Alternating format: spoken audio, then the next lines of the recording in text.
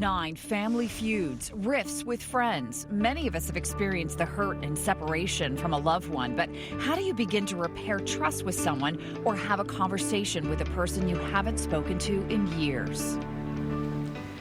And joining us this morning with some tips on that is licensed mental health counselor Shantala Boss. Always great to have you. Thank you for being here with us this morning. Thank you. So this is a common problem, and I imagine you have many clients who come to you with this issue and say, I don't even know where to begin. I haven't spoken to this person in 10 years, 15 years, sometimes longer.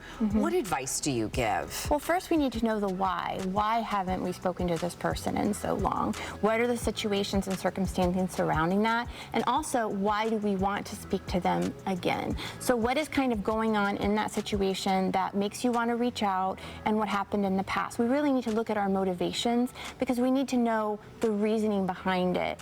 When we want to mend a relationship, we want to look at blame. We don't want to have blame on the other person. So we want to really try to see from their perspective, through their eyes, what happened. And it takes a lot of emotional maturity and sometimes a real step away from the relationship for a time to be able to do that. So are we ready to do that? Are we ready to be able to ask those questions and listen to that person? And sometimes it's okay to let go of a relationship.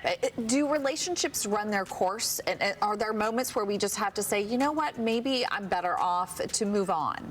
Yes, I think, life is, people move in and out of our life for reasons and for different seasons. Some people are meant to stay for the long haul, and some people are just there, and we give and we take and we help each other along the way, and then that's it.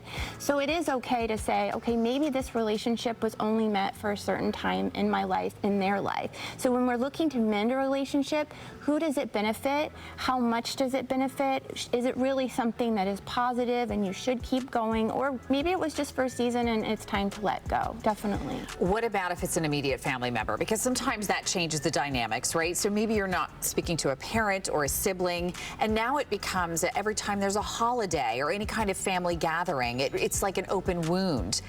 Is that treated a little differently? It is. I like to say, the happiest people are people that have forgiveness, and forgiving is not forgetting. It doesn't mean you let someone step over you or you let them repeat negative behaviors that have hurt you.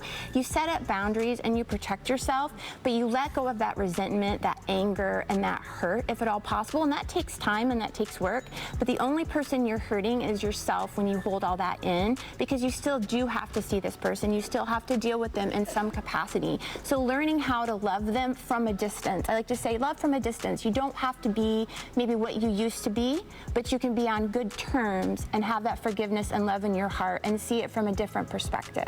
All right, great advice. Shantala Boss, always great to have you with us. Thank you so much for being here this morning. Happy Friday to you. You too. Stay warm out there. Let's talk about the weather, because there is a big change here in Central Florida. Hi, Jamie.